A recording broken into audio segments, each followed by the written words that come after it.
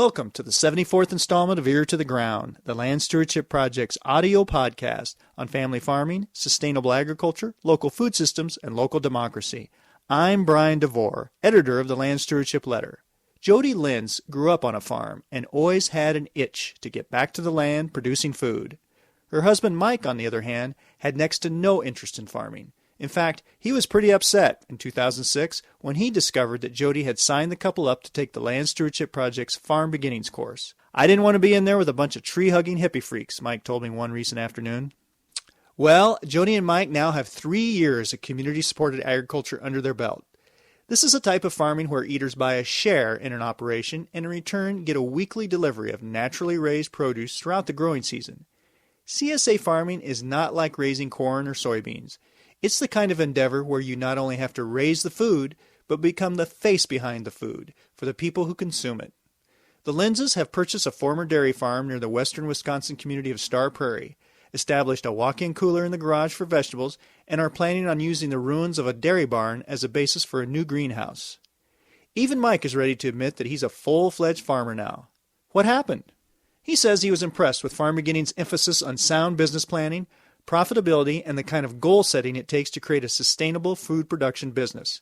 Sustainability from a financial and quality of life standpoint is important to the Linzes, who have 3 young children. Mike and Jody have also been helped by the fact that they were mentored by longtime farmers Margaret Pennings and Dan Gittner, who operate Common Harvest, a pioneering CSA farm in the region. Common Harvest has hosted Farm Beginnings field days in the past, and Gittner recommended the Linzes take the class.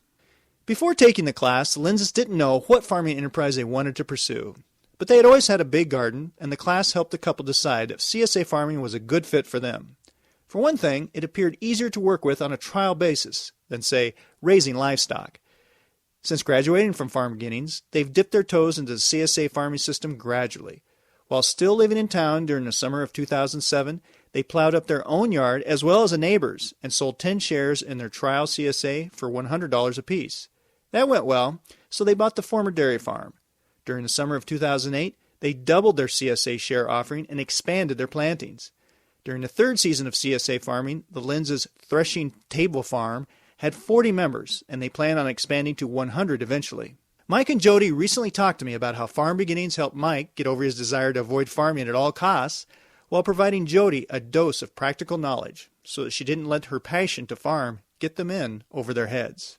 Mike, I guess to put it delicately, you weren't real excited about farming, and this was kind of Jody's idea, and when you first went to that class, it wasn't something you were real interested in doing, but I wonder if you could just talk a little bit about how Farm Beginnings kind of helped change your mind a little bit, or what it was about the classes that kind of got you a little bit more into it. I was not interested at all.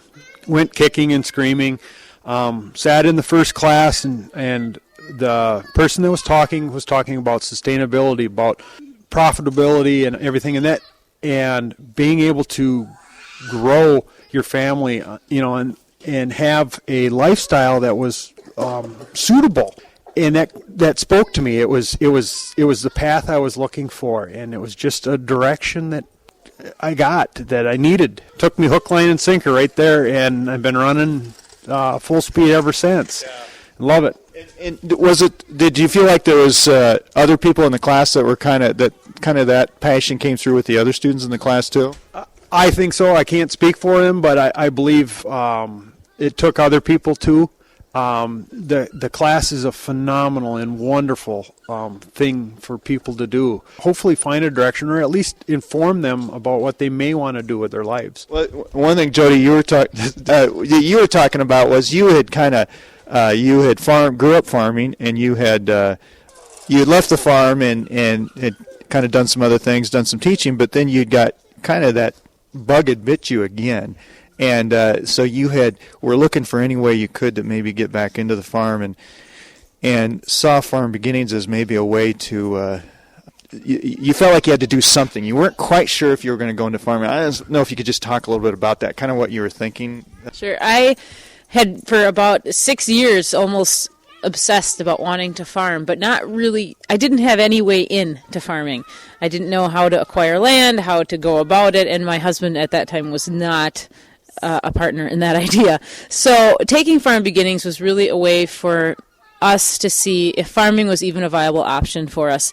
And I knew taking the class that I may find out that farming wasn't for me, and then I could hopefully walk away from that idea and move on with my life. But I'm happy it turned out, we instead found a way into farming in a way that has just been a huge blessing for our family. And this area that you're in here is really kind of a hotbed of CSA farming, it seems like. And you guys had talked about one of the reasons you were interested in CSA farming was it gave you a way to, you could kind of do a trial CSA, whereas other types of farming, it's not as easy. Talk about how you did that. You kind of dug up your yard or something?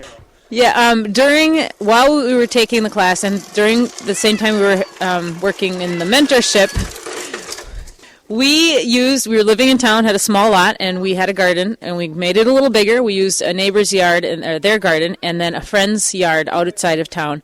And we decided to start our own mini trial CSA. So we found 10 willing people. They each paid $100. We told them we did not know what we were doing, but to go along with us on our little journey, and they did. And so we grew things for them and packed up little boxes for them each week, and it was a really great learning experience. And it helped us to realize that, yes, we definitely wanted to do this. And we also found that the next year when we started our CSA officially, that we had this wealth of knowledge to go back on and had learned from. It led us into farming without a great deal of expenditure, whereas other farming, hogs or dairy or even grains, there is an expense to get into farming, whereas we already had the expense. We had a tiller and we could till up our yard. No, I think that's been the real attraction to CSA farming, is it can be a way to get in with not a whole lot of resources and give it a shot and see how it goes, that type of thing. The other thing is you're right in an area where there's so many other CSA farms. I know you guys have had a good mentorship experience with Common Harvest Farm, Dan and Margaret, and it seems like that's been a really valuable experience as well. Priceless. The wealth of knowledge I've been able to gain from just being able to talk to Dan or Margaret is phenomenal. And the friendship that we have with them. I mean, it's wonderful to be able to know that they're there to support us. And it's certainly we're beyond the technical mentorship period, but it's just great to be able to call them up and chat about whatever. Yeah. Excited about the season here. We're standing here. It's about 35 degrees right now, and so things don't look real promising, but spring will come. You guys excited about this new season? You kind of recharged and ready to go?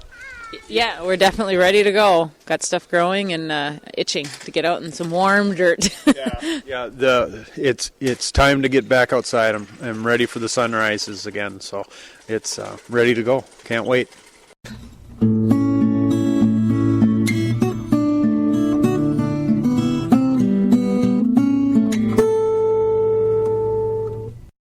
For more on Farm Beginnings, see www.farmbeginnings.org. That's farmbeginnings.org. More on Threshing Table Farm is at www.threshingtablefarm.org. That's threshingtablefarm.org. If you have comments or suggestions about this podcast, contact me, Brian DeVore, at bdevore@landstewardshipproject.org. Or you can call 612-722-6377. Thanks to Laura Borgendale, Western Minnesota musician, for Ear to the Ground's theme music. And a special thank you to all of Land Stewardship Project's members who make initiatives such as this podcast possible. If you're not a member, visit landstewardshipproject.org to learn how you can support LSP. Thanks for listening.